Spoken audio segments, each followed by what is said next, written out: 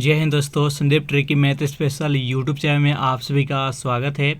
Bihar police constable नई भर्ती 2023 जिसमें टोटल पोस्ट है 21,391।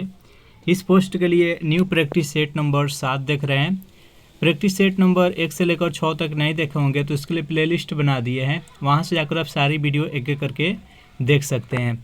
इस वीडियो में हम 50 अति महत्वपूर्ण प्रश्न देखने वाले हैं जो कि आपके 10th जो न्यू पैटर्न है उसी पर आधारित रहने वाला है। तो इस वीडियो को अंत तक देखिएगा। वीडियो स्टार्ट करते हैं, चलते हैं प्रश्न की तरफ।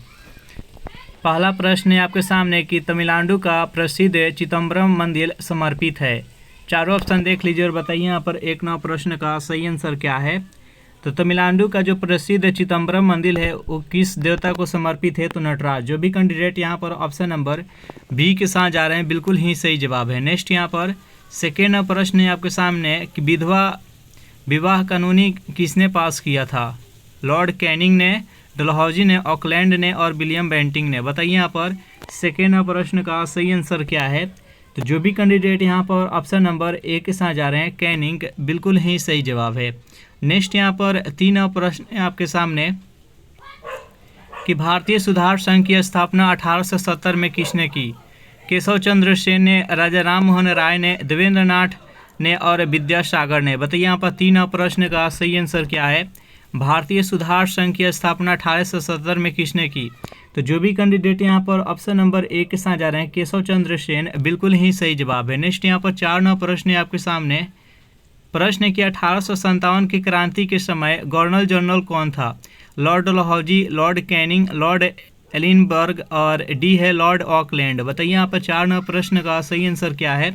बेहद इंपॉर्टेंट प्रश्न है। 1857 की क्रांति के समय भारत के गवर्नर जनरल कौन था? तो जो भी कैंडिडेट यहाँ पर ऑप्शन नंबर बी के साथ जा रहे हैं लॉर्ड कैनिंग बता रहे हैं, बिल्कुल ही सही जवाब है। चलिए नेक्स्ट यहाँ पर 5 प्रश्न देखते हैं। प्रश्न है आपके सामने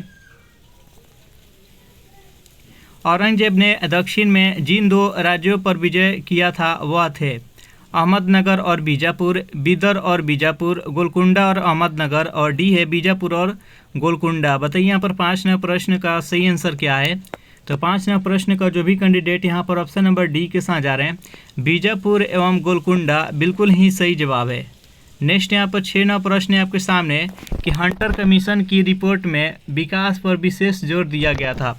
बालिकाओं की शिक्षा पर, उच्च शिक्षा पर, प्राथमिक शिक्षा पर और तकनीकी शिक्षा पर। बताइए यहाँ पर 6 प्रश्न का सही आंसर क्या है।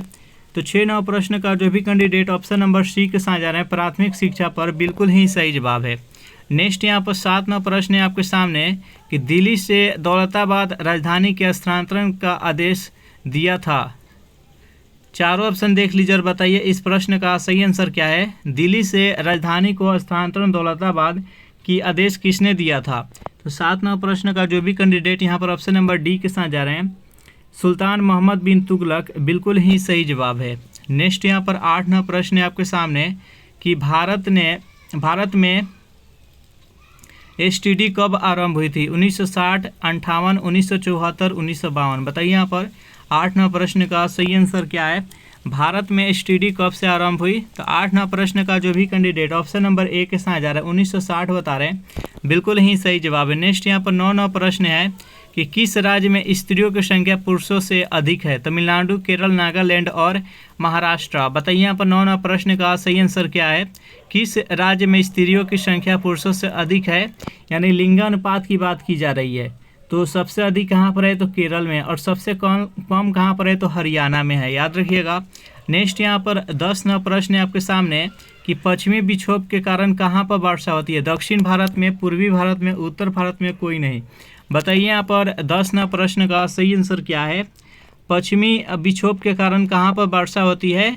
तो 10 प्रश्न का जो भी कैंडिडेट यहाँ पर ऑप्शन नंबर सी के साथ जा रहे हैं उत्तरी भारत बता रहे हैं, बिल्कुल ही सही जवाब है। पंजाब के पास वर्षा होता है और इधर लौटती हुई मानसून से कहाँ पर वर्षा होता है? तो तमिलनाडु में वर्षा होता है। और सबसे अधिक भारत में किस विक्षोभ से वर्षा होती है? तो दक्षिण पश्चिम मानसून से सबसे अधिक वर्षा होता है। नेक्स्ट यहाँ पर 11 प्रश्न है आपके सामने। प्रश्न है कि समुद्री जल में सबसे अधिक मात्रा में कौन सा तत्व पाया जाता है? सोडियम, क्लोरीन, आयोडीन और पोटेशियम। बताइए यहाँ पर 11 प्रश्न का सही आंसर क्या है। तो समुद्री जल में सबसे अधिक मात्रा कौन सा तत्व का है, तो सोडियम का है। जो भी कैंडिडेट यहाँ पर ऑप्शन नंबर ए के साथ जा रहे हैं बिल्कुल ही सही जवाब है। सेशन आप लोग को अच्छा लग रहा है तो वीडियो को लाइक कर दीजिए, अपने दोस्तों के पास शेयर कर दीजिए, और जो भी कैंडिडेट अभी तक इस चैनल को सब्सक्राइब नहीं किए होंगे तो चैनल को फटाफट सब्सक्राइब कर दीजिए। नेक्स्ट यहाँ पर 12वां प्रश्न है आपके सामने, बेहद इंपॉर्टेंट प्रश्न है कि इलायची की पहाड़ियों को और किस नाम से जाना जाता है। पलानी की पहाड़ी, नीलगिरी की पहाड़ी, कार्डमम की पहाड़ी और अन्नामलाई की पहाड़ी। बताइए यहाँ पर 12वां प्रश्न का सही आंसर क्या है। तो 12वां प्रश्न का जो भी कैंडिडेट ऑप्शन नंबर सी के साथ जा रहे कार्डमम की पहाड़ियाँ बिल्कुल ही सही जवाब है। ये किस राज्य में है, तो ये केरल में है, याद रखिएगा। तो इसका राइट आंसर है ऑप्शन नंबर सी। नेक्स्ट यहाँ पर 13वां प्रश्न है कि कौन से प्राकृतिक प्रदेश को संसार की रोटी की टोकरी कहा जाता है। स्टेपी प्रदेश को, भूमध्य सागरीय प्रदेश को, मानसून प्रदेश को, भूमध्य रेखीय प्रदेश को। बताइए यहाँ पर 13वां प्रश्न का सही आंसर क्या है। तो 13वां प्रश्न का जो भी कैंडिडेट यहाँ पर ऑप्शन नंबर ए के साथ जा रहा है स्टेपी प्रदेश बिल्कुल ही सही जवाब है। इसका राइट आंसर है ऑप्शन नंबर ए। नेक्स्ट यहाँ पर 14वां प्रश्न आपके सामने है कि डंकन पास किसके मध्य स्थित है। चारों ऑप्शन देख लीजिए और बताइए यहाँ पर 14वां प्रश्न का सही आंसर क्या है। डंकन पास जो है यानी वो किसके मध्य स्थित है। तो जो भी कैंडिडेट यहाँ पर ऑप्शन नंबर ए के साथ जा रहे हैं दक्षिणी और छोटा अंडमान के बीच में बिल्कुल ही सही जवाब है। नेक्स्ट यहाँ पर 15वां प्रश्न है आपके सामने, पंचायत के चुनाव कराने हेतु निर्णय किसके द्वारा लिया जाता है। केंद्र सरकार के द्वारा, राज्य सरकार के द्वारा, जिला न्यायाधीश के द्वारा और चुनाव आयोग के द्वारा। बताइए यहाँ पर 15वां प्रश्न का सही आंसर क्या है। तो पंचायत को चुनाव कराने हेतु निर्णय किसके द्वारा लिया जाता है। तो जो भी कैंडिडेट यहाँ पर ऑप्शन नंबर बी के साथ जा रहे हैं यानी राज्य सरकार के द्वारा बिल्कुल ही सही जवाब है। नेक्स्ट यहाँ पर 16वां प्रश्न है आपके सामने,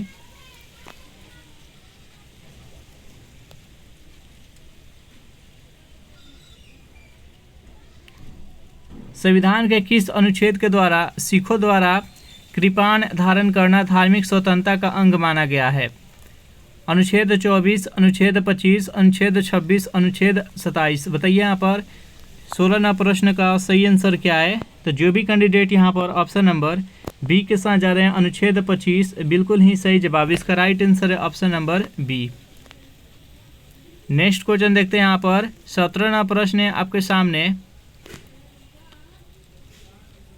राष्ट्रपति पर महाभियोग का आरोप संसद के किस सदन के द्वारा लगाया जा सकता है। लोकसभा, राज्यसभा, संसद के किसी भी सदन और डी है इनमें से कोई नहीं। बताइए यहाँ पर 17वां प्रश्न का सही आंसर क्या है।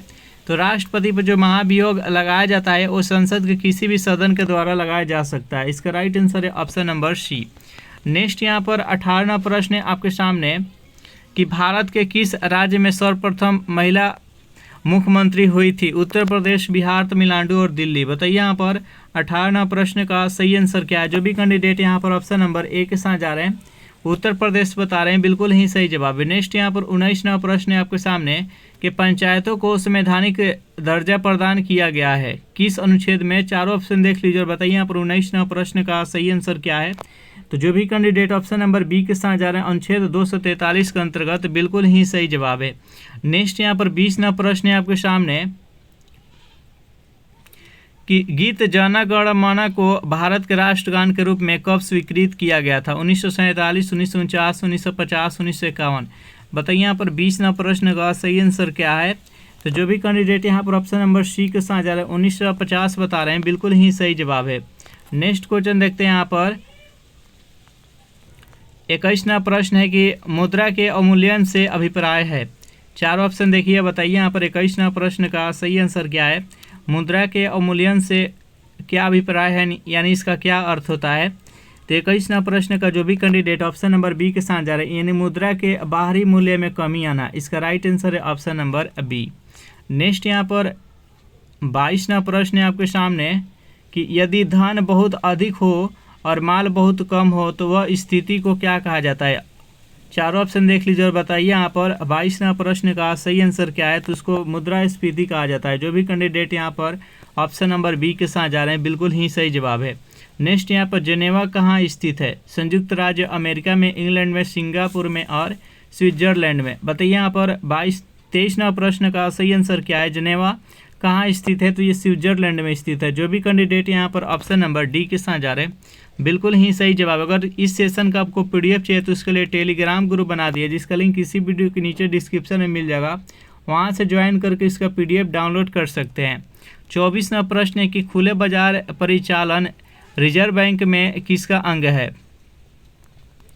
आय नीति, क्रेडिट नीति, श्रम नीति और आर्थिक नीति। बताइए यहाँ पर 24वां प्रश्न का सही आंसर क्या है? तो 24वां प्रश्न का जो भी कैंडिडेट ऑप्शन नंबर बी के साथ जा रहे हैं यानी क्रेडिट नीति, बिल्कुल ही सही जवाब है। नेक्स्ट यहाँ पर 25वां प्रश्न है आपके सामने।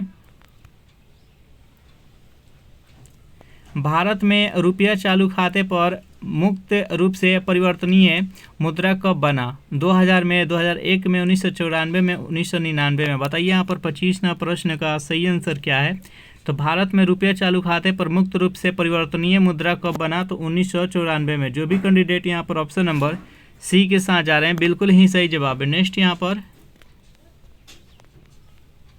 26वां प्रश्न है कि अष्टांगिक मार्ग किस धर्म से संबंधित है? जैन धर्म, बौद्ध धर्म, शैव धर्म और हिंदू धर्म। बताइए यहाँ पर 26वां प्रश्न का सही आंसर क्या है?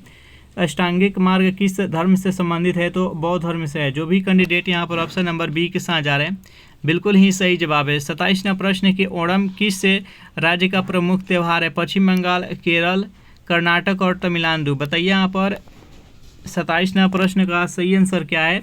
तो ओणम किस राज्य का प्रमुख त्यौहार है? जो भी कैंडिडेट यहाँ पर ऑप्शन नंबर बी के साथ जा रहे हैं केरल बता रहे हैं, बिल्कुल ही सही जवाब है। नेक्स्ट यहाँ पर 28वां प्रश्न है आपके सामने कि पुरी में रथ यात्रा किसके सम्मान में निकाली जाती है? भगवान राम के, विष्णु के, जगन्नाथ के और भगवान शिव के। बताइए यहाँ पर 28वां प्रश्न का सही आंसर क्या है? तो पुरी में जो रथ यात्रा निकाला जाता है वो भगवान जगन्नाथ के। ये किस राज्य में है? तो उड़ीसा में। इसका राइट आंसर है ऑप्शन नंबर सी। नेक्स्ट यहाँ पर 29वां प्रश्न है कि रॉकेट किस सिद्धांत पर कार्य करता है? ऊर्जा संरक्षण, बर्नौली प्रमेय, अवगाद्रो परिकल्पना और संवेश संरक्षण। बताइए यहाँ पर 29वां प्रश्न का सही आंसर क्या है? तो रॉकेट है जो किस सिद्धांत पर कार्य करता है? तो रैखिक संवेग संरक्षण। जो भी कैंडिडेट यहाँ पर ऑप्शन नंबर डी के साथ जा रहे हैं बिल्कुल ही सही जवाब है। नेक्स्ट यहाँ पर 30वां प्रश्न है आपके सामने कि मुक्त अवस्था में गिरते हुए एक पिंड द्वारा तय की गई दूरी समानुपाती होती है पिंड की मात्रा के गिरने के समय का वर्ग का गुरुत्वाकर्षण के कारण त्वरण का वर्ग का। बताइए यहाँ पर 30वां प्रश्न का सही आंसर क्या है? तो गिरने के समय के वर्ग के समानुपाती होता है। इसका राइट आंसर है ऑप्शन नंबर सी। नेक्स्ट यहाँ पर 31वां प्रश्न है आपके सामने कि भौतिक तुलना कार्य करता है। चारों ऑप्शन देख लीजिए और बताइए यहाँ पर 31वां प्रश्न का सही आंसर क्या है? भौतिक तुलना कार्य करता है किस सिद्धांत पर कार्य करता है? तो जो भी कैंडिडेट यहाँ पर ऑप्शन नंबर डी के साथ जा रहे हैं समानांतर बल के नियम पर, बिल्कुल ही सही जवाब है। नेक्स्ट यहाँ पर 32वां प्रश्न है कि जूल निम्नलिखित में से इकाइयाँ ऊर्जा का, बल का, दबाव का और तापमान का। बताइए यहाँ पर 32वां प्रश्न का सही आंसर क्या है? तो जूल किसका इकाई है? तो ऊर्जा का और कार्य का ऐसे मात्रक जूल होता है, बल का ऐसे मात्रक न्यूटन होता है, दबाव का पास्कल होता है और तापमान का केल्विन होता है। नेक्स्ट यहाँ पर 33वां प्रश्न है कि अश्व शक्ति किसका एक मात्रक है? जूल का, कार्य का, शक्ति का और बल का। बताइए यहाँ पर 33वां प्रश्न का सही आंसर क्या है? तो 33वां प्रश्न का जो भी कैंडिडेट यहाँ पर ऑप्शन नंबर सी के साथ जा रहे हैं शक्ति बता रहे हैं, बिल्कुल ही सही जवाब है। नेक्स्ट यहाँ पर 34वां प्रश्न है कि प्रकाश तरंग सिद्धांत किसने दिया था? रोमर ने, न्यूटन ने, गैलीलियो ने, हाइगेंस ने। बताइए यहाँ पर 34वां प्रश्न का सही आंसर क्या है? तो प्रकाश तरंग का सिद्धांत किसने दिया था? तो हाइगेंस। जो भी कैंडिडेट यहाँ पर ऑप्शन नंबर डी के साथ जा रहे हैं बिल्कुल ही सही जवाब है। सेशन आप लोग को अच्छा लग रहा है तो वीडियो को लाइक कर दीजिए, अपने दोस्तों के पास जल्दी से इसको शेयर कर दीजिए। गुब्बारों को उड़ाने के लिए काम में लाई जाने वाली गैस कौन सी होती है? नाइट्रोजन, हाइड्रोजन, हीलियम और वायु। बताइए यहाँ पर 35वां प्रश्न का सही आंसर क्या है? तो 35वां प्रश्न का जो भी कैंडिडेट यहाँ पर ऑप्शन नंबर सी के साथ जा रहे हैं हीलियम बता रहे हैं, बिल्कुल ही सही जवाब है। इसका राइट आंसर है ऑप्शन नंबर सी। नेक्स्ट यहाँ पर 36वां प्रश्न है कि निम्नलिखित जहरीला पदार्थ तंबाकू का मुख्य घटक क्या होता है? मॉर्फिन होता है, एस्पेरिन होता है, निकोटीन होता है और एस्प्रिन होता है। बताइए यहाँ पर 36वां प्रश्न का सही आंसर क्या है? निम्नलिखित जहरीला पदार्थ तंबाकू का मुख्य घटक इनमें से क्या होता है। तो 36वां प्रश्न का जो भी कैंडिडेट ऑप्शन नंबर सी के साथ जा रहे हैं निकोटीन बता रहे हैं, बिल्कुल ही सही जवाब है। नेक्स्ट यहाँ पर 37वां प्रश्न है आपके सामने कि चाय तथा कॉफ़ी का मुख्य क्रियाशील घटक क्या होता है। निकोटीन, क्लोरोफिल, कैफीन और ऑप्शन नंबर डी है एस्पिरिन। बताइए यहाँ पर 37वां प्रश्न का सही आंसर क्या है। तो 37वां प्रश्न का जो भी कैंडिडेट ऑप्शन नंबर सी के साथ जा रहे हैं कैफीन बता रहे हैं, बिल्कुल ही सही जवाब है। देखिए कॉफ़ी है जो कि भारत में सबसे अधिक कॉफ़ी का उत्पादन कौन से राज्य करता है। तो कर्नाटक और चाय का असम, याद रखिएगा। नेक्स्ट यहाँ पर 38वां प्रश्न है आपके सामने कि पेंसिल का जो लेड रहता है वो किसका बना होता है। ग्रेफाइट का, कास्ट कोयला का, लेड ऑक्साइड का और काजल का। बताइए यहाँ पर 38वां प्रश्न का सही आंसर क्या है। तो पेंसिल का जो लेड होता है वो ग्रेफाइट का बना होता है, इसका राइट आंसर है ऑप्शन नंबर ए।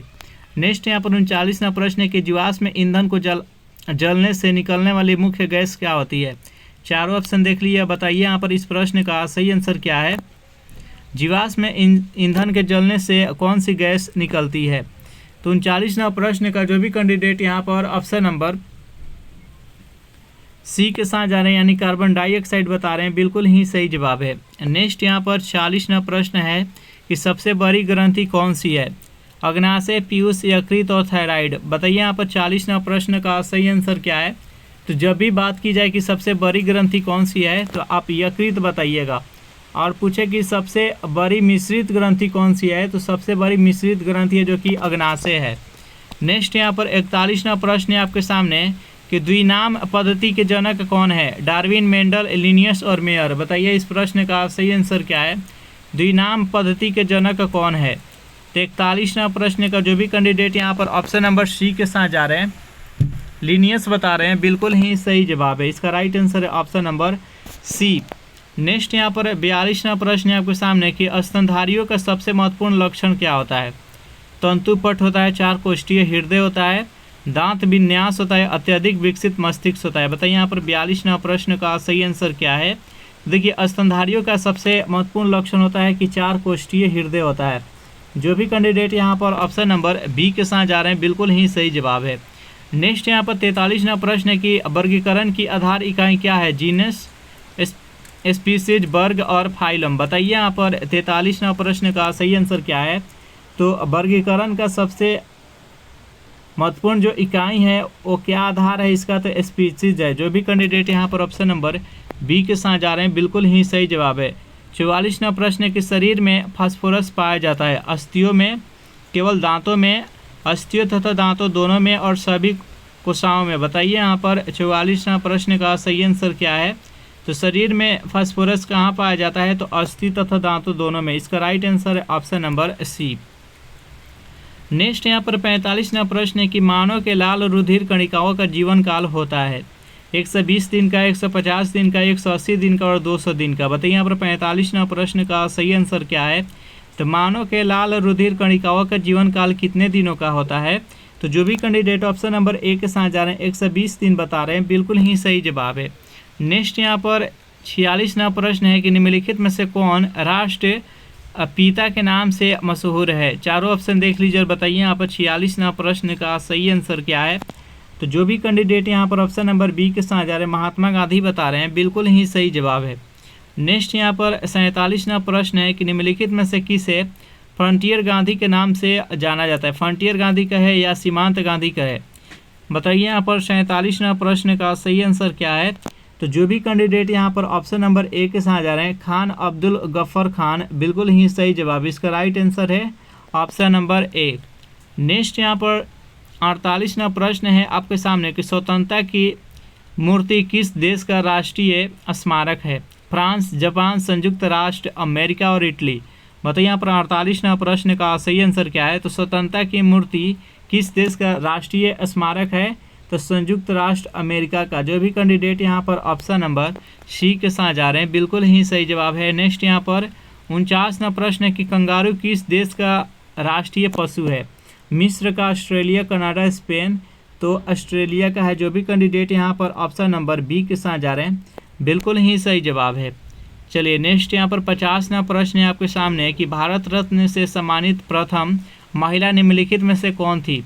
चारों ऑप्शन देख लीजिए, बताइए यहाँ पर 50वां प्रश्न का सही आंसर क्या है।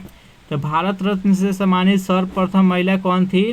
तो श्रीमती इंदिरा गांधी। जो भी कैंडिडेट यहाँ पर ऑप्शन नंबर सी के साथ जा रहे हैं बिल्कुल ही सही जवाब है। इस प्रकार से ये सेशन यहीं पर समाप्त हो रहा है। ये सेशन आप लोग को कैसा लगा ज़रूर कमेंट करके बताइएगा। सेशन आप लोग को अच्छा लगा हो तो वीडियो को लाइक कर दीजिए, अपने दोस्तों के पास शेयर कर दीजिए। और जो भी कैंडिडेट अभी तक इस चैनल को सब्सक्राइब नहीं किए होंगे तो फटाफट इस चैनल को सब्सक्राइब कर दीजिए। अगर इस सेशन का आपको PDF चाहिए तो इसके लिए टेलीग्राम ग्रुप बना दीजिए, जिसका लिंक इसी वीडियो के नीचे डिस्क्रिप्शन में मिल जाएगा। वहाँ से ज्वाइन करके इसका PDF डाउनलोड कर सकते हैं। Thanks for watching this video. मिलते हैं नेक्स्ट वीडियो में।